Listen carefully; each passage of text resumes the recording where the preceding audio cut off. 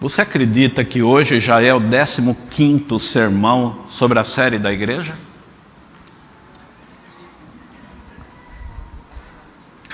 O que tem acontecido? Desde janeiro, eu venho pregando aos sábados sobre a série A Igreja. E hoje já estamos no 15º. Em dezembro haverá o último, o 16º sermão. Quarta-feira passada, aqui na igreja, eu estava sentado ali, ouvindo o pastor Luiz pregar. Lembra? E o pastor Luiz, ele começou o sermão de quarta-feira, falando alguma coisa de perguntas e tal, e aquilo me deu um gancho. E eu pensei, eu vou pesquisar um negocinho disso de perguntas. E aí descobri uma série de coisas interessantes sobre perguntas. Que uma melhor maneira de responder uma pergunta é com outra pergunta. Nós estamos acostumados a fazer assim? Não. Existem perguntas abertas e perguntas fechadas. Aquela que proporciona apenas a resposta sim, não, é, talvez, ou aquela que tem que fazer pensar e você responder. A verdade é que perguntas certas pedem respostas certas. Agora, se você faz uma pergunta errada, como é que você quer uma resposta certa? É confuso. Por isso, pensando em perguntas, eu cheguei a 3. Por quê e para quê?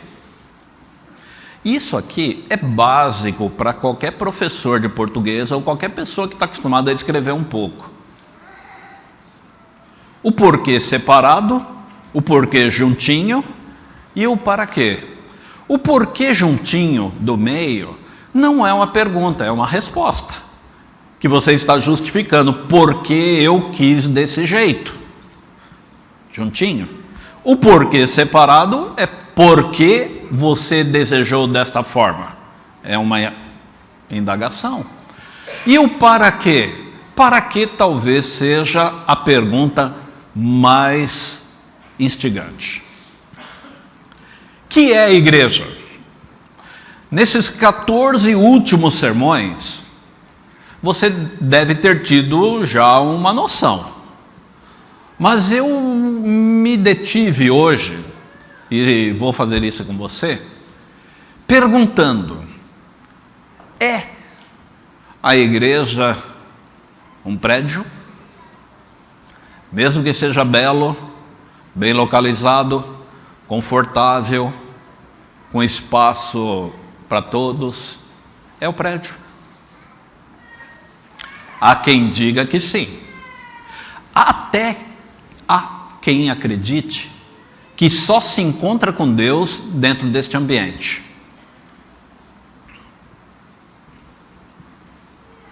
Eu cresci numa época em que criança não podia correr na igreja, não podia comer no banco, não podia fazer barulho, tinha que sentar quietinha do lado do meu pai e da minha mãe e ponto final. Por quê? Porque Deus está presente. E aquilo dava um medo de Deus tremendo. Eu ficava apavorado. Cresci assim. Se a igreja é um prédio, então nós temos que rever uma série de procedimentos. Como instituição, como povo e até conjunto de doutrinas e crenças. Se a igreja é um prédio.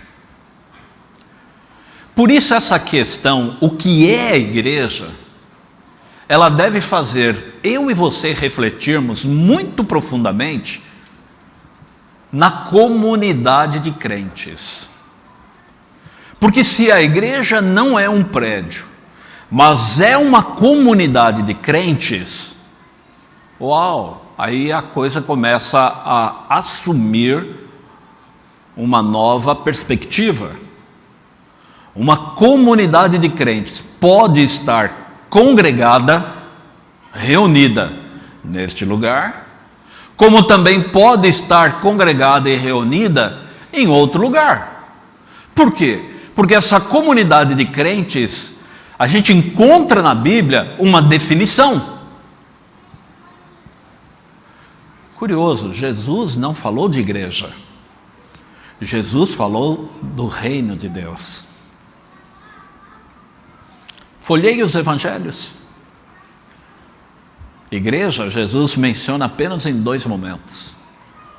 E não se refere a uma comunidade de crentes. Mas o reino de Deus, os evangelhos falam de comunidade de crentes.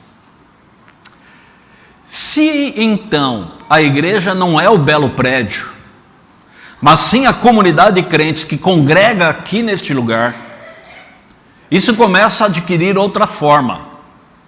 E faz você enxergar a igreja para outro ângulo. Que talvez não seja de você para cá e nem comigo para lá. Mas sim de uma maneira interior, introspectiva, para que nós comecemos a avaliar no profundo do ser que tipo de membro, de crente eu sou nesta comunidade.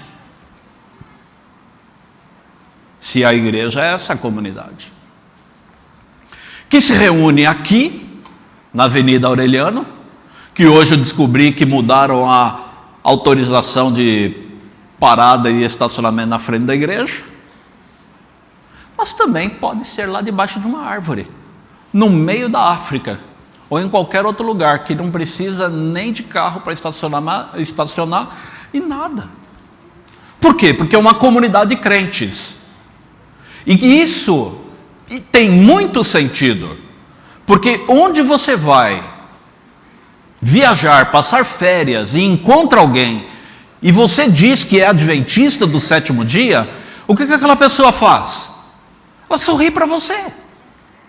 Ela te chama de irmão, leva você para almoçar em casa, te trata como alguém da família, mesmo não tendo nenhum tipo de sangue semelhante. Por quê? Porque se identifica com a característica.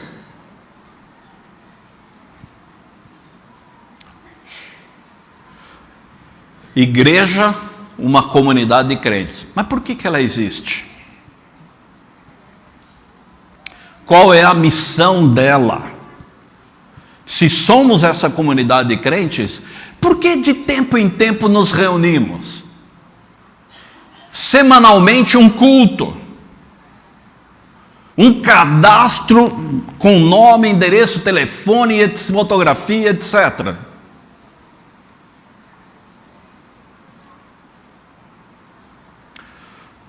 Vamos à Bíblia? Mateus capítulo 28.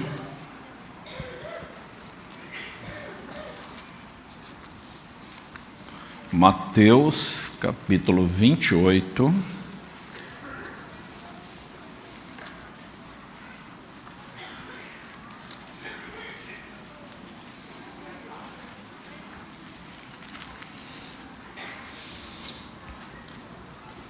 (16-20). Por que então a igreja existe? Qual é o plano de Deus com essa comunidade de crentes?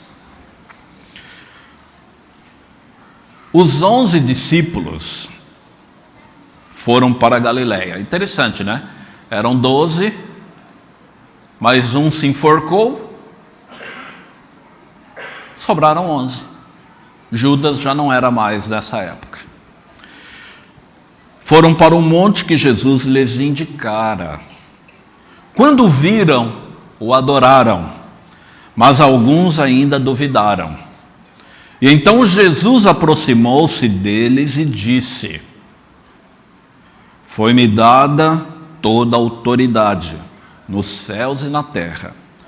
Portanto, vão e façam discípulos de todas as nações, batizando-os em nome do Pai, e do Filho, e do Espírito Santo, ensinando-os a obedecer a tudo o que eu lhes ordenei. E eu estarei sempre com vocês até o fim dos tempos. 4 palavras nessa leitura importantes.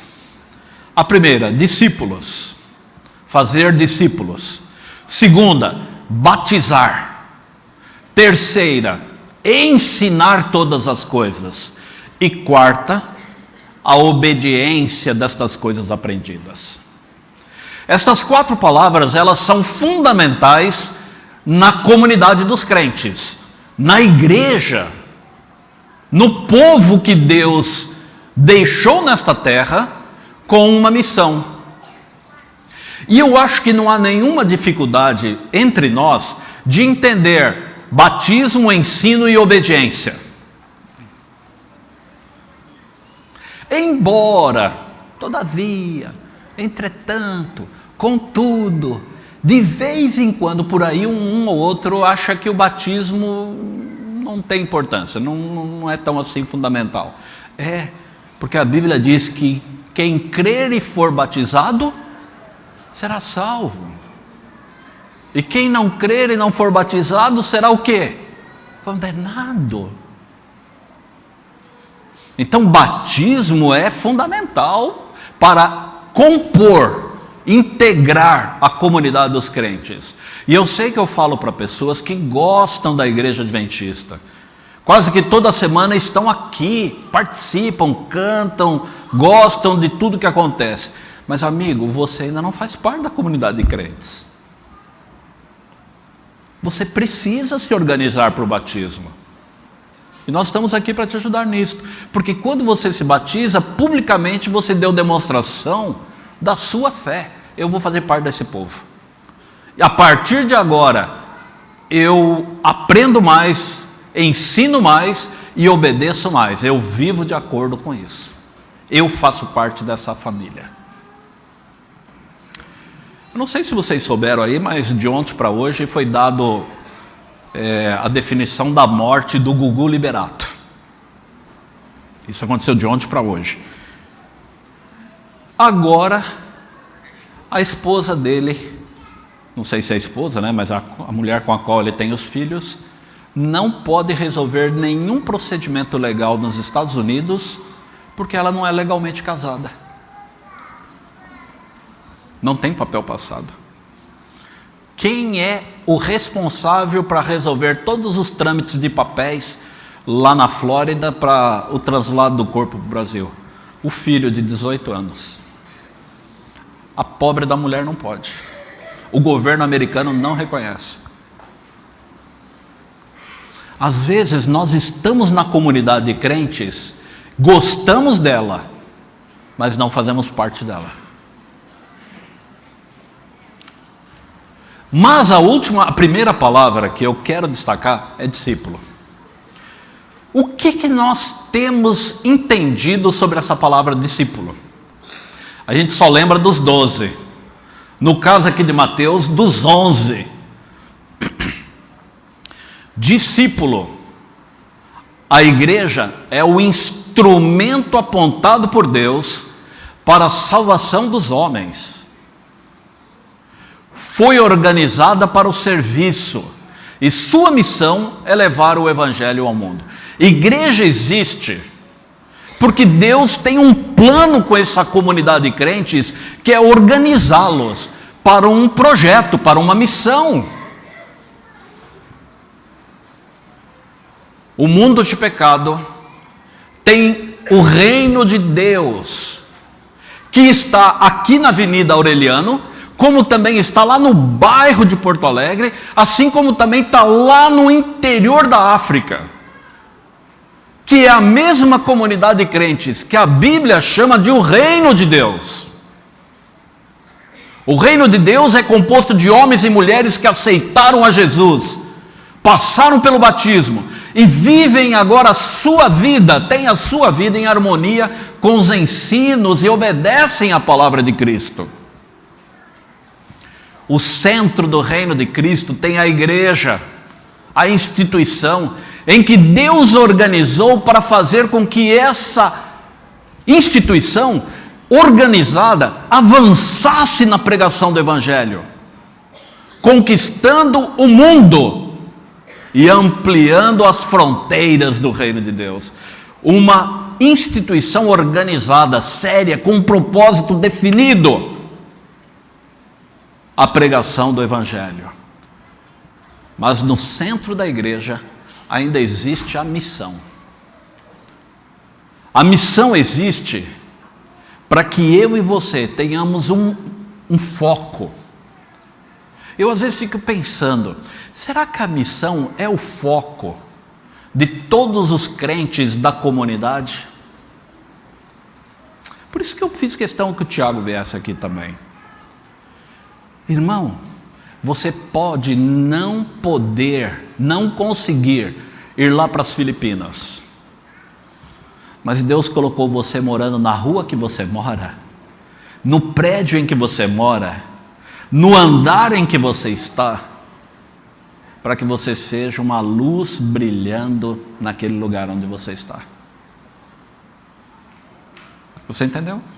Isso é missão da comunidade dos crentes, expandir o reino de Deus no seu bairro, na sua rua, no trabalho onde você está, todo dia ao lado de alguém. Porque todo verdadeiro discípulo nasce no reino de Deus como um missionário. Ninguém nasce no reino de Deus como membro da igreja. Quem nasce no reino de Deus, nasce como missionário. Automaticamente se torna membro da igreja, pelo batismo. Mas nasce como missionário. Qual é a minha missão? Em que eu me envolvo nesse projeto da igreja? De expandir o reino de Deus. Eu conheço irmãos e irmãs aqui em Porto Alegre, mesmo na igreja, que tem um projeto de vida. Quando chega a caixa do livro missionário, já vai lá na Cátia, na secretaria, compra uma caixa e leva para casa. Aí passa distribuindo. Na sinaleira, atendendo o carro, entrega para o vizinho, clientes. Ou seja, tem um projeto de vida para brilhar. Ser um missionário dentro da sua circunstância. Eu e você temos que ter um projeto. Qual é o seu projeto de vida missionário? Em que você se envolve no trabalho, na escola, na vizinhança? Por quê? Porque você nasceu no reino de Deus. E como discípulo, você agora é um missionário. Ou será que você é só membro da igreja?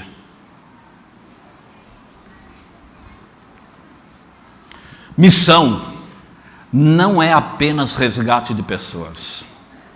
Às vezes a gente confunde um pouco isso. E eu mesmo como pastor, às vezes eu fico falando muito disso. E tenho que ser equilibrado nisso. Missão é levar pessoas ao batismo. Mas não é só isso. Missão também é discipulado rumo à maturidade cristã, ao crescimento da fé. Você é batizado, entra na igreja, participa do reino de Deus, faz parte desse movimento, mas não amadurece na fé, na vida cristã. Sabe o que a gente tem visto aqui na Igreja Central de Porto Alegre? Que às vezes a pessoa é batizada, mas depois de alguns meses ela desaparece. E às vezes eu estou preocupado porque eu percebo que nem o próprio professor da classe da escola sabatina anota. Nem a pessoa que senta do seu lado na igreja. Tem coisa errada, irmãos. Será que as pessoas estão entrando na igreja apenas como membros da igreja ou como missionários e verdadeiros discípulos? Eu e você temos que participar desta missão, de também fortalecer o meu irmão, de também envolver o meu irmão, de também ter amizade com aquele que eu não conheço. Eu noto aqui que cada um senta no seu lugar quase que carimbado. Quem senta do lado de cá, senta do lado de cá. Quem senta do lado de cá, senta do lado de cá. Quem senta lá no fundo, senta lá no fundo. Quem senta lá na galeria, senta na galeria. E você não conhece o restante da igreja. Às vezes eu participo de reuniões administrativas aqui da igreja, que a gente tem que ficar mostrando a foto da pessoa. Quem acha que não é da igreja. É porque você só senta onde você senta. Você que está desse lado, você não conhece quem está desse lado. Quem está desse lado não conhece quem está desse lado. Às vezes não sabe nem o nome. Lá em cima não sabe quem está aqui embaixo. Aqui embaixo não sabe quem veio lá em cima. Nós temos que trabalhar o discipulado, que é o crescimento, a maturidade da fé. Porque daqui a pouco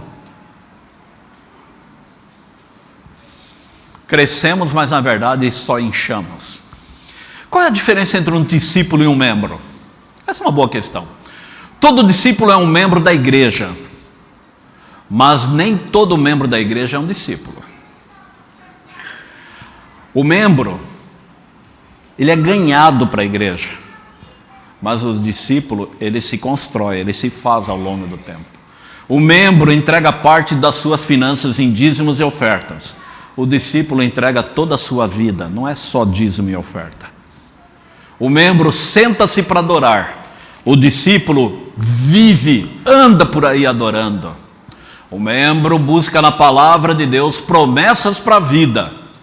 O discípulo busca vida para receber as promessas da palavra. O membro vale porque soma. O discípulo vale porque multiplica. O membro aumenta a comunidade, o discípulo multiplica a comunidade. O membro antigo é um problema para a igreja, mas o discípulo antigo é um problema para o reino das trevas. A meta do membro é ir para o céu. Agora a meta do discípulo é ganhar almas para povoar o céu e ir junto. O membro é sócio, agora o discípulo é servo. O membro espera a recompensa para dar. O discípulo é recompensado porque deu. O membro pede que outros orem por ele. O discípulo sempre está orando pelos outros. Isso faz você pensar um pouco? Discípulo é alguém muito mais comprometido com a causa do Evangelho, do reino de Deus, do que o membro da igreja. O membro da igreja acha que só porque veio no sábado de manhã e participou do culto, está de boa. Deus não está procurando membros para a igreja. Deus está procurando discípulos do reino de Deus. Interessante isso, né? Porque quando ele encontrar verdadeiros discípulos, esses homens e mulheres serão missionários onde quer que estejam e estarão expandindo a sua causa. Unicamente os métodos de Cristo é que trarão verdadeiro êxito no aproximar-se do povo. O Salvador, ele se misturava com os homens como uma pessoa que lhes desejava o bem, manifestava simpatia por eles, granjeava-lhes a confiança, e então finalmente ordenava: segue-me. Eu destaquei 6 palavras desse texto de Ellen White grande. Primeiro, Jesus se misturava com pessoas. Segundo, desejava o bem delas. Terceiro, manifestava simpatia, satisfazia as necessidades, conquistava a confiança. Finalmente dizia assim: vamos para a igreja? Vamos lá assistir um culto? Por último, sabe, irmãos, eu acho que as nossas estratégias, a nossa abordagem, ela precisa ser a partir do prisma que eu enxergo a mim mesmo, como membro ou como discípulo. Porque se eu me enxergar como membro, eu não vou dar esses passos. Eu só quero levar a pessoa para a igreja. E se ela for à igreja, eu já fico feliz da vida, conto para todo mundo. Quero até apresentar para o pastor. Mas o discípulo não quer levar para a igreja. O discípulo quer colocar no reino dos céus, no reino de Deus. Quero passar um vídeo com vocês. O verdadeiro discipulado, o vídeo.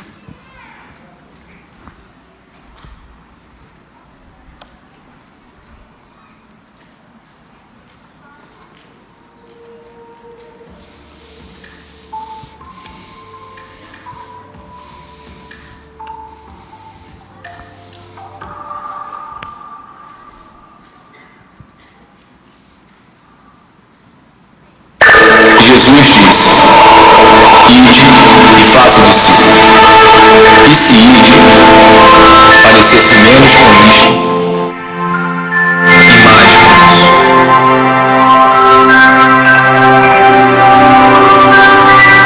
E se fazer discípulos parecesse menos com isto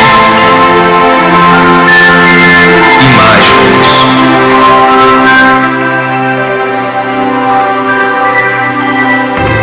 E se fazer menos eventos, encontros, prédios e grandes produções significasse menos estresse, despesas, dívidas, reuniões e angariações de fundo, nós seríamos mais livres para experimentar o seu amor, amá-lo, amar o próximo, libertar, servir, enviar.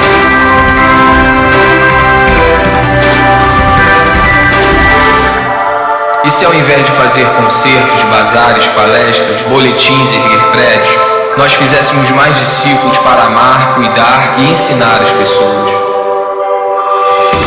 como ele fez, e como ele fez, e eles fizeram.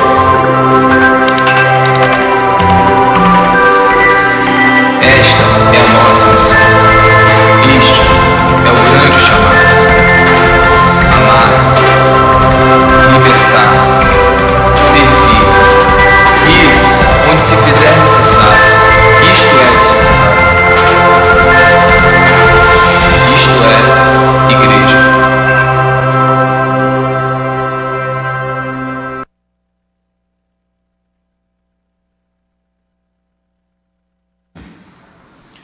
Em que igreja seja uma comunidade de crentes, apenas e tão somente. Isso não significa que estaríamos despreocupados com prédios, com projetos, nada disso. Mas que fôssemos uma comunidade de pessoas preocupadas em expandir o reino de Deus. Pessoas para o reino dos céus, para a glória do Senhor. Nós iríamos ter batismos que o pastor Álvaro, o pastor Luiz e o pastor Gustavo não conseguiríamos fazer, de tantas pessoas, porque somos mais de 1000 membros. Nós três não conseguiríamos batizar tanta gente, porque cada um de nós seria um discípulo multiplicando o evangelho. Iria chegar um momento que a igreja iria dizer o seguinte: você quer saber de uma coisa? Cada um que gera um discípulo batiza o seu próprio discípulo.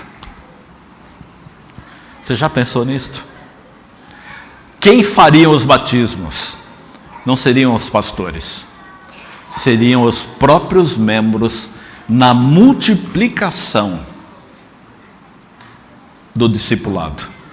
Seria tão grande que os pastores não dariam conta. Teríamos que ter outros batizando também. Por isso eu quero terminar aqui cantando com vocês. Essa é uma bela canção, que tem uma letra muito bacana, eu creio. O grupo de louvor com a orquestra vai nos conduzir. Reflita na letra desta canção. Mostra a minha crença e o meu desejo nesta comunidade de crentes. Vamos cantar, eu creio. Cadê o grupo?